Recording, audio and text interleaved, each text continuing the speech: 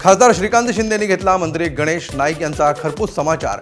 जास्तच खुमखुमी असेल तर ठाणे किंवा कल्याण लोकसभेतून निवडणूक लढवून दाखवावी, मी त्यांच्या समोर उभा राहीन, श्रीकांत शिंदेंचं गणेश नाईकांना आव्हान।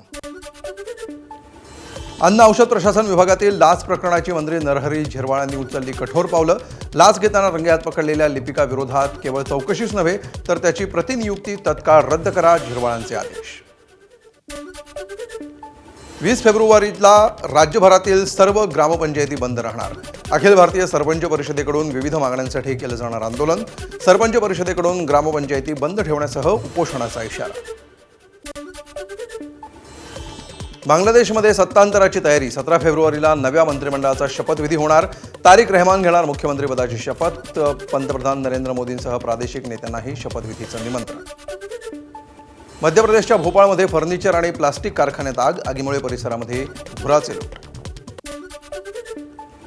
लागोसून पोर्ट हारकोटेकडे जाणाऱ्या बोईंग 737 विमानाच्या एका इंजिनमध्ये अचानक स्फोट। घटनेमध्ये डाव्या इंजिनाचं मोठं नुकसान, तर बेनिनमध्ये सुरक्षित लँडिंग केल्यामुळे विमानातील 80 प्रवासी सुखरूप। एबीपी माझा, उघडा डोळे बघा नीट।